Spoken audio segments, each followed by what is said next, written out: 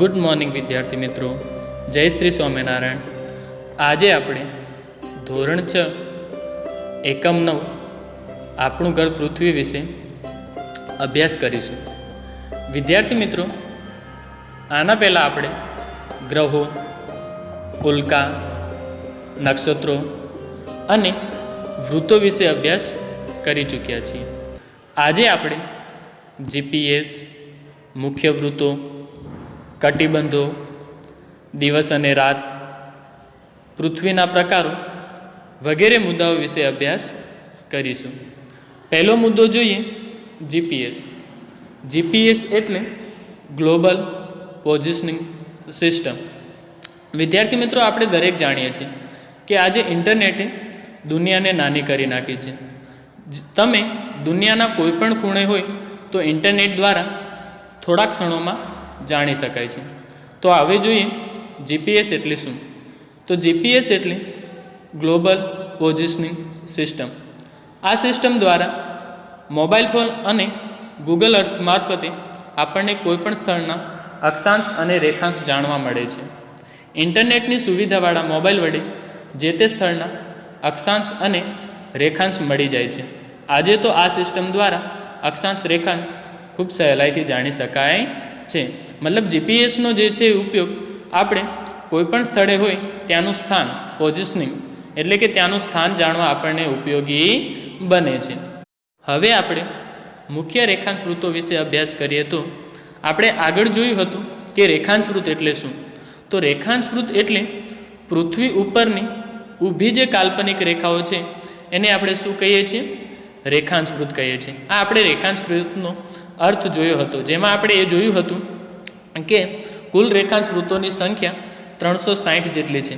પરંતુ અહીંયા વિદ્યાર્થી મિત્રો મુખ્ય રેખાંશ વૃત્તો વિશે વાત કરવાના છે. આપણે ત્યારે પણ વાત કરી હતી કે એમાંના મુખ્ય રેખાંશ વૃત્તો કયા છે. તો ત્યારે આપણે જોયું હતું કે જે 0 સેલ્સિયસ ઉપર એક રેખાંશ વૃત્ત છે એ અને 180 સેલ્સિયસ જે છે એ મુખ્ય રેખાંશ વૃત્તો છે. જે 360 છે એમાંના મુખ્ય રેખાંશ વૃત્તોની જે સંખ્યા હતી એ આ બે છે.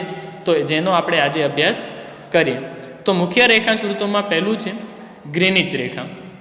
ઇંગ્લેન્ડના ગ્રીનિચ શહેર પરથી પસાર થતી 0 સેલ્સિયસ રેખાંશ વૃત્તને ગ્રીનિચ રેખા કહે છે. યાદ રાખજો વિદ્યાર્થી મિત્રો, 0 સેલ્સિયસ રેખાંશ વૃત્તને. અહીંયા આપણે અક્ષાંશ વૃત્ત શા માટે નથી બોલ્યા? કારણ કે આ જે પૃથ્વી ઉપરની જે લાઈનો છે એ કેવી છે?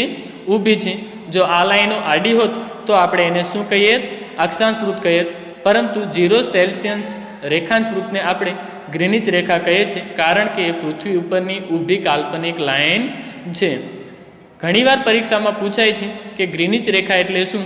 તો ઇંગ્લેન્ડના ગ્રીનિચ શહેર પરથી પસાર થતી 0 સેલ્સિયસ રેખાંશ વૃત્તને આપણે શું કહીએ છીએ? ગ્રીનિચ રેખા કહીએ છીએ.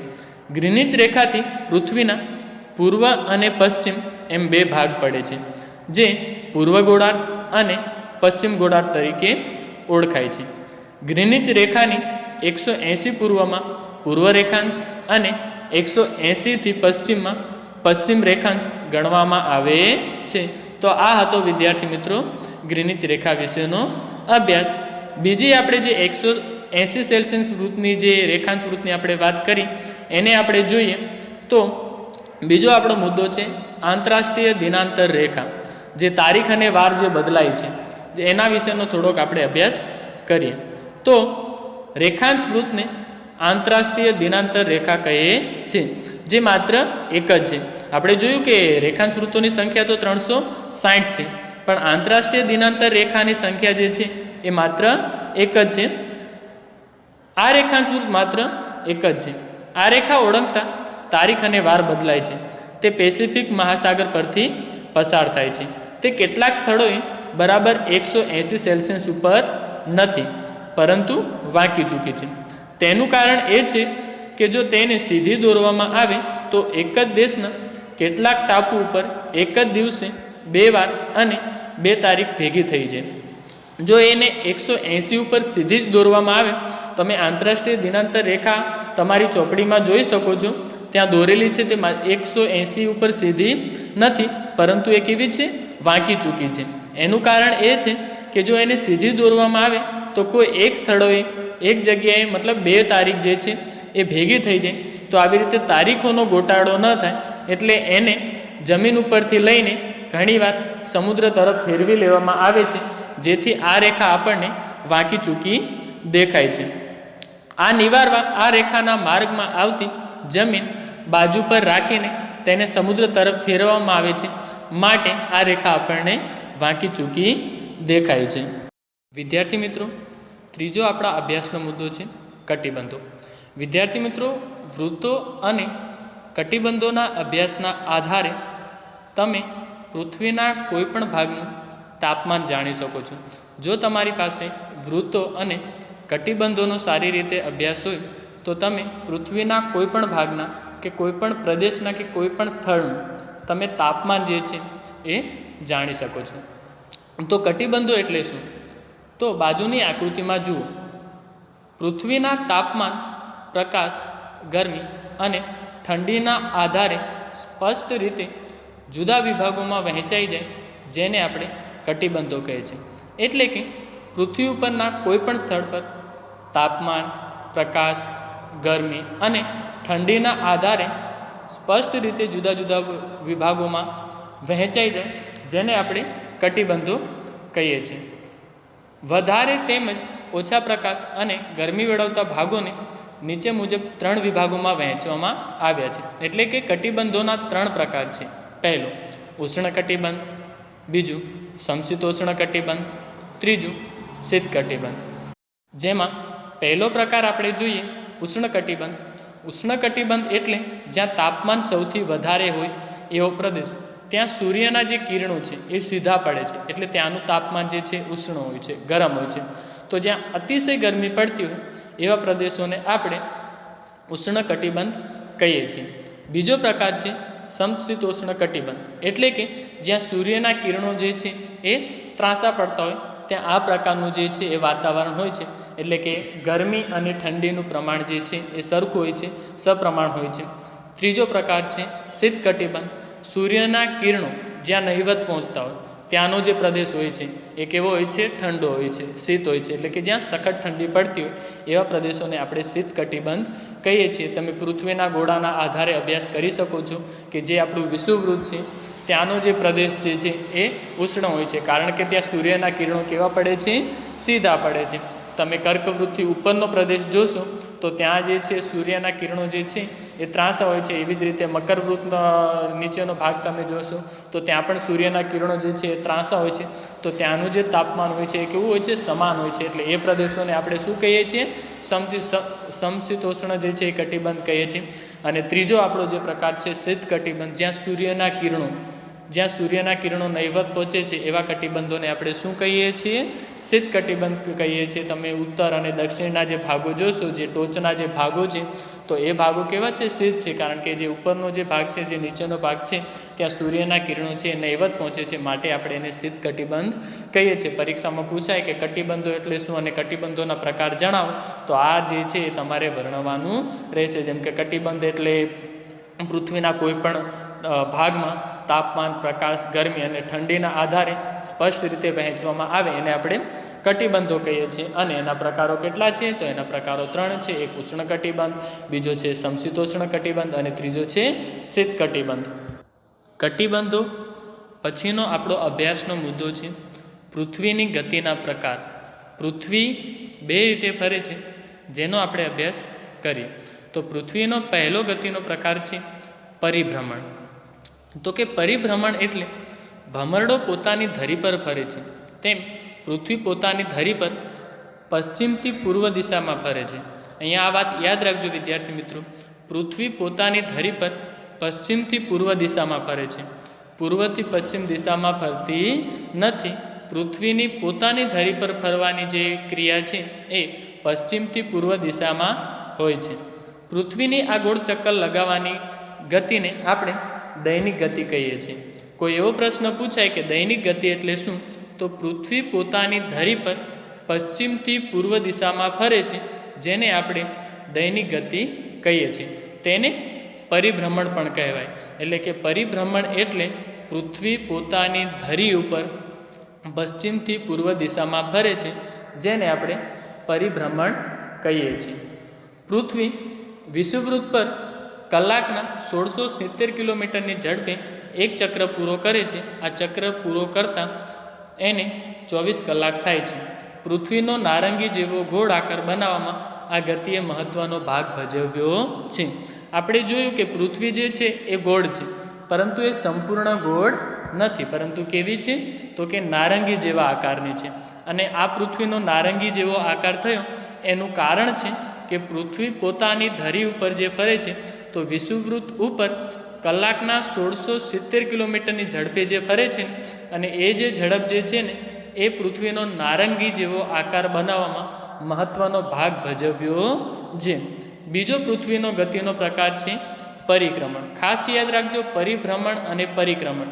પરિભ્રમણ એટલે પૃથ્વી પોતાની ધરી પર ફરે છે એને આપણે પરિભ્રમણ કહીએ છીએ.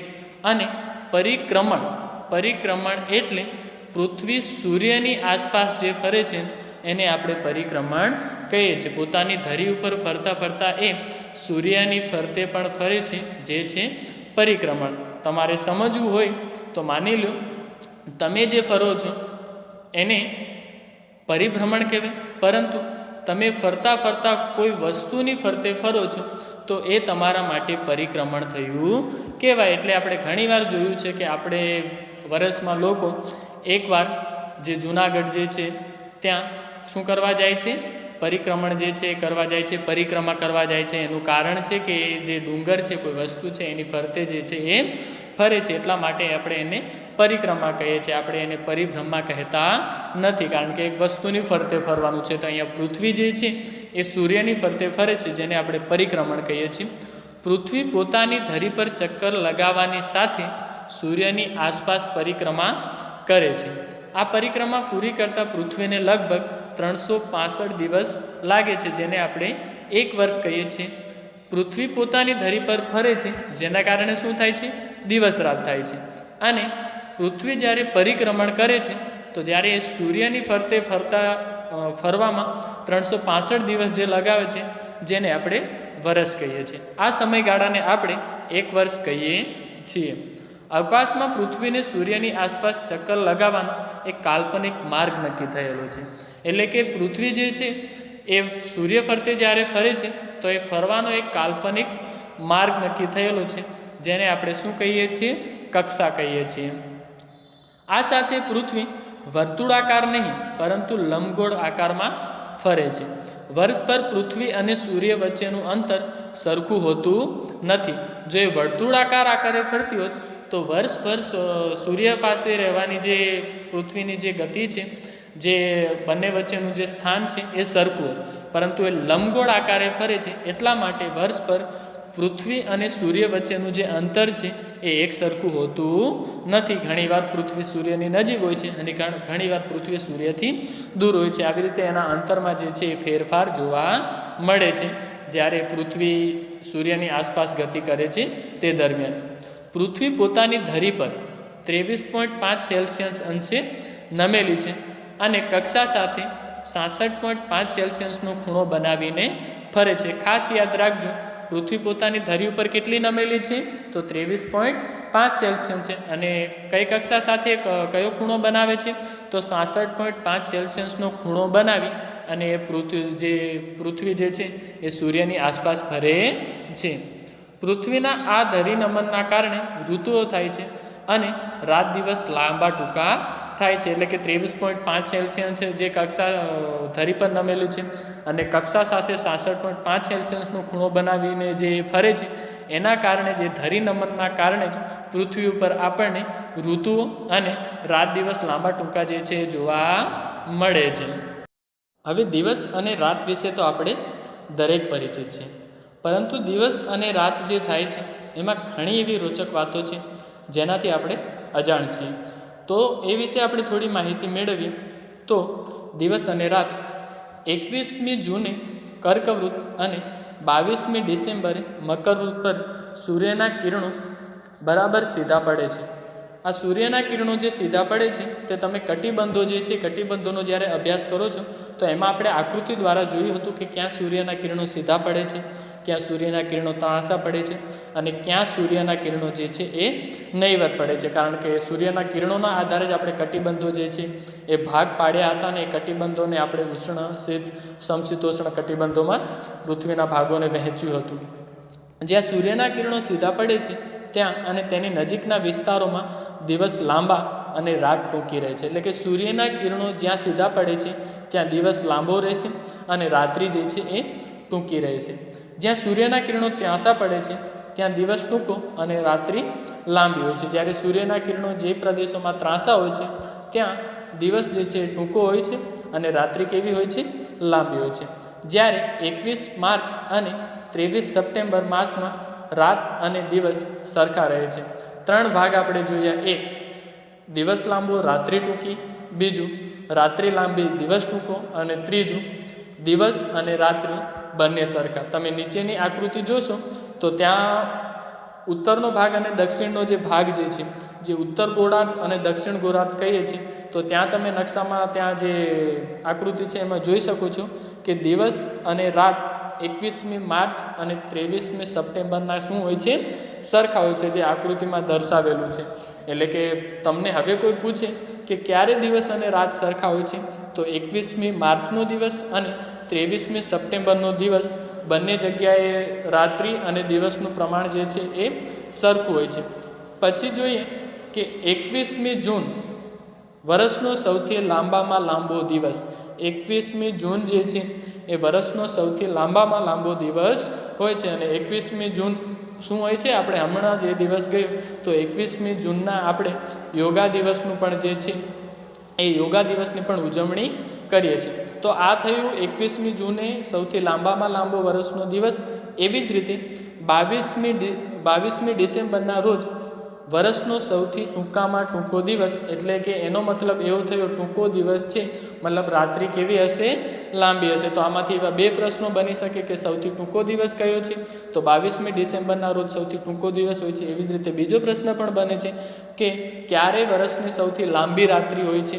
તો 22મી ડિસેમ્બરે સૌથી ટૂંકો દિવસ છે, એનો મતલબ શું થયો કે એ દિવસે રાત્રિ કેવી હશે? સૌથી લાંબી હશે. તો 22મી ડિસેમ્બરે સૌથી લાંબામાં લાંબી રાત્રિ હોય છે અને સૌથી ટૂંકામાં ટૂંકો જે છે એ દિવસ હોય છે, જે આકૃતિમાં સારી રીતે સમજાવેલું છે. તમે થોડી નજર નાખી અને ત્યાં જોઈ શકો છો. તો આ વિદ્યાર્થી મિત્રો હતી દિવસ અને રાત વિશેની રોચક વાતો, જે આજ સુધી ક્યારે પણ તમે ધ્યાનમાં લીધી નહીં હોય. હવે તમને કોઈ પૂછે કે વર્ષનો સૌથી લાંબામાં લાંબો દિવસ કયો છે? તો 21મી જૂન. અને વર્ષનો સૌથી ટૂંકામાં ટૂંકો દિવસ તો 22 ડિસેમ્બર.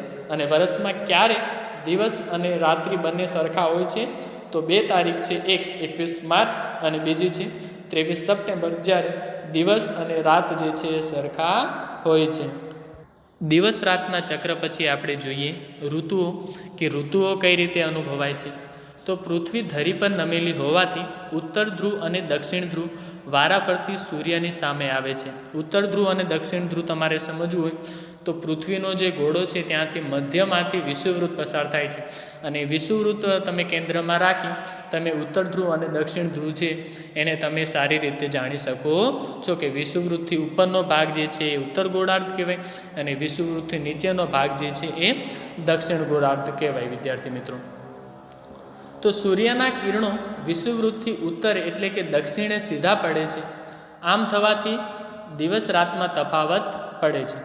આથી વધારે સમય સૂર્યપ્રકાશ મેળવતા વિસ્તારોમાં ઉનાળો અને ઓછો સમય સૂર્યપ્રકાશ મેળવતા વિસ્તારોમાં શિયાળો અનુભવાય છે. એટલે કે પૃથ્વી પોતાની ધરી ઉપર નમેલી હોવાથી જ્યાં સૂર્યના કિરણો સીધા પડે છે, એટલે કે જે વિસ્તારોમાં સૂર્યના કિરણો સીધા પડતા હશે એ વિસ્તારોમાં ઉનાળો હશે, અને જે વિસ્તારોમાં સૂર્યના કિરણો ઓછા પડતા હશે એ વિસ્તારોમાં જે છે એ શિયાળો હશે. એટલે કે જે વિસ્તારોમાં સૂર્યનો જે પ્રકાશ છે ઓછો પડતો એવા વિસ્તારોમાં શિયાળો અનુભવાય છે. પહેલાં પણ જોયું હતું કે સૂર્યના કિરણો સીધા પડશે ત્યાં ગરમીનું પ્રમાણ હોય છે, એટલે કે ત્યાં ગરમીનું પ્રમાણ હશે મતલબ ઉનાળો કહેવાય. અને સૂર્યના કિરણો જ્યાં ત્રાંસા પડતા હશે, થોડા ઓછા પડતા હશે, ત્યાં ઠંડીનું પ્રમાણ અનુભવાય છે, એટલે જેને આપણે શિયાળો કહીએ છીએ. તો આવી રીતે જે છે એ ઋતુચક્ર જે છે એ ચાલે છે. એના પછીનો મુદ્દો છે ઉત્તરાયણ. 22મી ડિસેમ્બરથી સૂર્યના સીધા કિરણો ઉત્તર તરફ એટલે કે વિષુવવૃત્ત તરફ પડવાના શરૂ થાય છે. 22મી ડિસેમ્બર શેના માટે પ્રખ્યાત છે? તો વર્ષનો સૌથી ટૂંકામાં ટૂંકો દિવસ હોય તો એ છે 22મી ડિસેમ્બર, અને 22મી ડિસેમ્બરના રોજ સૂર્યના કિરણો વિષુવવૃત્ત તરફ પડવાના શરૂ થાય છે. આમ ઉત્તરાયણ 22મી ડિસેમ્બરથી થાય છે. 14મી જાન્યુઆરી સૂર્ય મકર રાશિમાં પ્રવેશે છે. જ્યારે આપણે ઉત્તરાયણનો પર્વ જે છે એ ઉજવીએ છીએ, એટલે કે 14મી જાન્યુઆરીએ સૂર્ય મકર રાશિમાં પ્રવેશ કરે છે, અને મકર રાશિમાં પ્રવેશ કરતો હોવાથી આપણે એને મકર સંક્રાંતિ પણ કહીએ છીએ. એના પછીનો મુદ્દો છે દક્ષિણાયન. 22મી જૂનથી સૂર્યના સીધા કિરણો કર્કવૃત્તથી ખસીને દક્ષિણ તરફ વિષુવવૃત્ત તરફ પડવાના શરૂ થાય છે, જેને આપણે દક્ષિણાયન કહીએ છીએ. પરીક્ષામાં ઘણીવાર પૂછાય છે કે દક્ષિણાયન એટલે શું?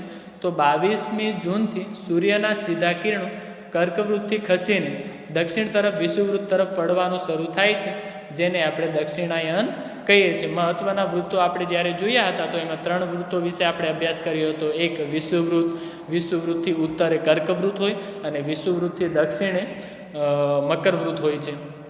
તો એના આધારે તમે દક્ષિણાયન જે છે એ સમજી શકો છો. એના પછીનું છે સંપાત. સંપાત એટલે સૂર્યનો ક્રાંતિ વૃત્ત અને વિષુવવૃત્ત વર્ષમાં 2 વખત એકબીજાને છેદે છે. આ છેદન બિંદુને સંપાત દિવસ કહેવામાં આવે છે.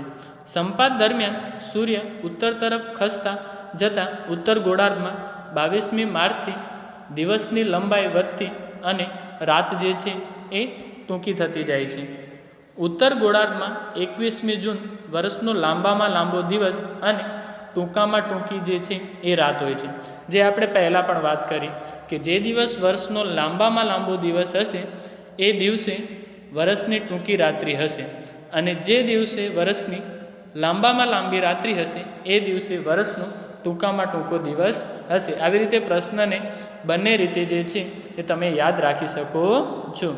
સૂર્ય દક્ષિણ તરફ ખસતા જતાં દક્ષિણ ગોળાર્ધમાં 24મી સપ્ટેમ્બરથી દિવસની લંબાઈ વધતી જાય અને રાત જે છે એ ટૂંકી થતી જાય છે. અહીંયા સંપાતમાં આપણે પૃથ્વીના 2 ભાગ પાડીને અભ્યાસ કરીએ છીએ. એક ઉત્તર ગોળાર્ધ અને 2 દક્ષિણ ગોળાર્ધ. એટલે કે ઉત્તર ગોળાર્ધમાં સૌથી લાંબામાં લાંબા દિવસો કયા છે અને દક્ષિણ ગોળાર્ધમાં સૌથી લાંબામાં લાંબા દિવસો કયા છે, જે વિશે આપણે જાણી રહ્યા છીએ.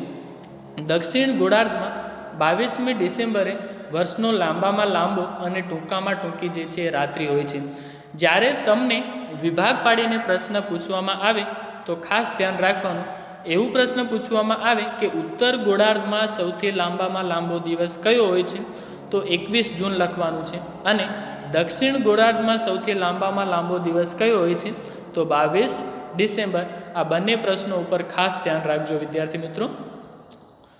વર્ષ દરમિયાન 21મી માર્ચ અને 23મી સપ્ટેમ્બરે સૂર્યના કિરણો વિષુવવૃત્ત ઉપર સીધા પડતા હોવાથી રાત અને દિવસ જે છે એ બંને સરખા થાય છે, જે આપણે આકૃતિમાં ઉપર દિવસ અને રાત જે છે એમાં જોઈ ગયા. હવે 21મી માર્ચ અને 23મી સપ્ટેમ્બરે સૂર્યના કિરણો વિષુવવૃત્ત ઉપર સીધા પડતા હોવાથી રાત અને દિવસ સરખા થાય છે, જે માટે આપણે એને વિષુવ દિન પણ કહીએ છીએ. પરીક્ષામાં પૂછાય કે વિષુવ દિન શા માટે કહીએ છીએ, તો વિષુવવૃત્ત ઉપર સૂર્યના કિરણો સીધા પડતા હોવાથી એ દિવસે દિવસ અને રાત બંને કેવા હોય છે, સરખા હોય છે, અને સરખા હોવાથી વિષુવવૃત્ત ઉપર સૂર્યના કિરણો સીધા પડતા હોવાથી વિષુવવૃત્તના આધારે જ આપણે એને બીજું નામ આપ્યું છે વિષુવ દિન. તો આ હતા વિદ્યાર્થી મિત્રો આપણે દિવસને રાતની લંબાઈ અને ઉત્તરાયણ, દક્ષિણાયન અને સંપાત વિશેનું થોડું જ્ઞાન. બહુ સરસ મજાનો અભ્યાસનો આપણો મુદ્દો છે લીપ વર્ષ. ઘણીવાર તમે સાંભળ્યું છે કે ફેબ્રુઆરી મહિનામાં 29 દિવસ હોય છે. ક્યારેક તમે એવું પણ સાંભળ્યું છે કે જે બાળકોનો 29 ફેબ્રુઆરીના જન્મદિવસ હોય એ બાળકોનો જન્મદિવસ 4 વર્ષે એકવાર આવશે. તો આવી ઘણી રોચક વાતો જે છે જેનાથી આપણે હજુ અજાણ છીએ. તો લીપ વર્ષ એટલે શું વિદ્યાર્થી મિત્રો? આપણે પૃથ્વીની ગતિના પ્રકાર ભણતા હતા ત્યારે પરિક્રમામાં વાત કરી હતી કે પૃથ્વી સૂર્યની ફરતે જ્યારે ફરે છે તો એમાં એને 365 દિવસ લાગે છે. પરંતુ આપણે એ વાત નથી જાણતા કે 365 પ્લસ 6 કલાક લાગે છે. એટલે કે 365 દિવસ પ્લસ 6 કલાક લાગે છે. પરંતુ આપણે વર્ષમાં ચોથા ભાગના દિવસની ગણતરી કરતા નથી. એટલે આપણે 365 દિવસ જ ગણીએ છીએ, પરંતુ લીપ વર્ષ એને કહેવાય કે એ જે 6 કલાક જે વધે છે, એ જે 6 કલાક વધે છે એને દર 4 વર્ષે ફેબ્રુઆરી મહિનામાં 29 દિવસ રાખી અને પ્રસ્તુત કરવામાં આવે છે. જેમ કે માની લો આજે જીવતું જાગતું ઉદાહરણ લઈએ તો 2020 જે કયું હતું, લીપ વર્ષ હતું, કારણ કે અહીંના 2000 વર્ષના ફેબ્રુઆરી મહિનાના કેટલા દિવસ હતા? 29 દિવસ હતા. બાકીના જે વર્ષો હોય છે, લીપ વર્ષ સિવાયના જે વર્ષો હોય છે, એમાં ફેબ્રુઆરી મહિનાના દિવસો 28 હોય છે. ચોથા ભાગના દિવસની આપણે વાત કરીએ તો એ આપણા માટે લીપ વર્ષ છે, કે જ્યારે પણ ફેબ્રુઆરી મહિનામાં 29 દિવસ હશે તો એ આપણા માટે લીપ વર્ષ થયું કહેવાય. જેમ કે આ 2020. તો લીપ વર્ષ એટલે શું? પૃથ્વીનું એક વર્ષ એટલે 365 દિવસ અને 6 કલાક પણ ચોથા ભાગના દિવસની ગણતરી કરવાનું અગવડ ભરેલું હોવાથી 365 દિવસે જ વર્ષ પૂરું કરીએ છીએ, જે આપણે આગળ વાત કરી ચૂક્યા છીએ. બાકી બચેલા 6 કલાક દર 4 વર્ષે ફેબ્રુઆરી મહિનામાં એક દિવસ વધારીને એટલે કે 28 દિવસને બદલે 29 દિવસ કરી સરભર કરીએ છીએ. તે વર્ષને આપણે શું કહીએ છીએ? લીપ વર્ષ કહીએ છીએ. આ અભ્યાસના મુદ્દાથી આપણે દરેક જાણકાર છીએ, જેને ગ્રહણ કહીએ છીએ. તો ગ્રહણ જે છે, આપણને સૂર્ય અને ચંદ્ર તરફથી પ્રકાશ મળે છે. સૂર્ય સ્વયં પ્રકાશિત તારો છે અને ધગધગતો ગોળો છે. ચંદ્ર પરપ્રકાશિત છે, જે સૂર્યના પ્રકાશથી પ્રકાશિત છે. એટલે કે સૂર્યને પોતાનો પ્રકાશ છે, સ્વયં પ્રકાશિત છે, પરંતુ ચંદ્ર જે છે એ સ્વયં પ્રકાશિત નથી, પરંતુ કેવો છે? પરપ્રકાશિત છે, કારણ કે એને સૂર્ય તરફથી પ્રકાશ મળે છે. જુદા જુદા દિવસે પૃથ્વી તરફ પ્રકાશિત ભાગ દેખાય છે.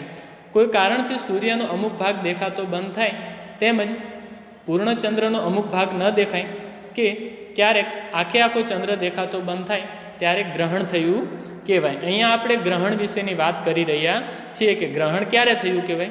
તો કોઈ પણ કારણથી સૂર્યનો અમુક ભાગ દેખાતો બંધ થાય, તેમજ પૂર્ણચંદ્રનો અમુક ભાગ ન દેખાય, કે ક્યારેક આખો ચંદ્ર દેખાતો બંધ થાય, ત્યારે ગ્રહણ થયું કહેવાય. ગ્રહણ બે રીતે થાય છે, સૂર્યગ્રહણ પણ થાય છે, ચંદ્રગ્રહણ પણ થાય છે. તો એટલા માટે જ્યારે સૂર્યનો અમુક ભાગ દેખાતો બંધ થાય ત્યારે સૂર્યગ્રહણ થયું કહેવાય. ક્યારેક ચંદ્ર આખો કે અમુક ભાગ દેખાતો બંધ થાય તો ચંદ્રગ્રહણ થયું કહેવાય. આપણે એને પ્રકારોને જોઈએ તો ગ્રહણના 2 પ્રકાર છે, સૂર્યગ્રહણ અને ચંદ્રગ્રહણ. જેમાં પહેલાં આપણે સૂર્યગ્રહણ વિશે વાત કરીએ. તમે આકૃતિમાં પણ જોઈ શકો છો કે પૃથ્વી અને સૂર્ય, જ્યારે પૃથ્વી, સૂર્ય અને ચંદ્ર જ્યારે એક લાઇનમાં આવે છે તો સૂર્યગ્રહણ થયું કહેવાય. કારણ કે સૂર્યનો જે પ્રકાશ પડે છે તો વચ્ચે જ્યારે ચંદ્ર આવી જાય છે તો એના કારણે પૃથ્વીનો અમુક ભાગ જે છે ત્યાં અંધારું હોય છે, જે તમે આકૃતિમાં નીચે જોઈ શકો છો. ચંદ્ર પૃથ્વીની વધુ નજીક છે, તે પૃથ્વીની આસપાસ ફરે છે. ક્યારેક તો તે ફરતી વખતે સૂર્ય અને પૃથ્વીની વચ્ચે આવી જાય છે, જે આકૃતિમાં દર્શાવ્યું છે.